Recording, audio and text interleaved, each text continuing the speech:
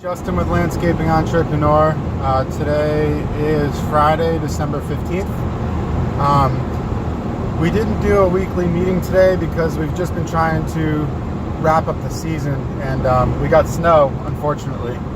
So we still have about 2 days of work left, and we called off work for 2 days, but we don't know when it's going to melt. So we've been through a situation before. It just kind of sucks because you want to finish your fall cleanups, but you can't.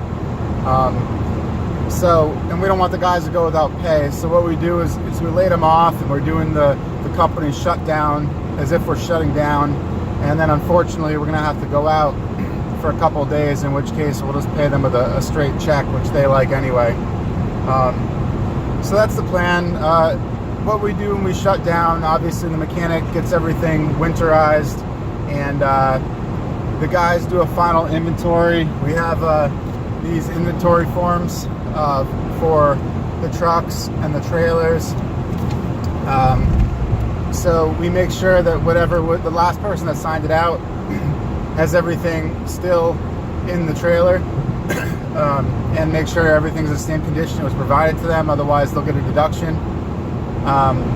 They have an equipment allowance, and next year, if they don't have damages, we're going to pay that to them as part of their end of the year bonus if they don't damage the equipment.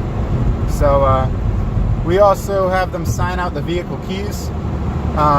This year, just because of money, because the key copies are like $75 a piece, we gave each foreman a copy to one truck. But that gets complicated when logistically they have to use a different truck, and then they have to borrow a key, yada, yada, yada. So next year, I'm going to spend the money, like $200 per key set per foreman.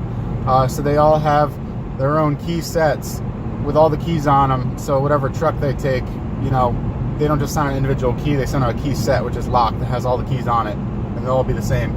But yeah, so they turn those back in because, before we did key sign outs, keys just go missing, and they're $75 a pop. So we're trying to eliminate that. We also provide them with tablets for the software we use. So, we make sure they turn back in their tablet. We also do their final review. So that's pretty much our close down procedure. And typically I give them a book and some cash bonus. In terms of the bonus, I used to give it out to them all at the end of the year. I'd give them somewhere $200 to $500 depending on the guy, and I tried to develop systems around it, but it's too complicated, so I just kind of do it just kind of based on what I feel they deserve. Arbitrarily was the word I was looking for. But then last year I started doing the split bonus, so I told them you're gonna get $400. You're gonna get $200 now and $200 the week you return. That way people who don't return, we save $200, and it also gives them a little bit of money when they're short on cash in the spring. This year, because we didn't make any money, I don't want that to reflect on them, but I just think it's best practice that I'm going to give them just a gift. So I'm taking $100 to this really nice restaurant that most of the guys wouldn't be able to afford otherwise.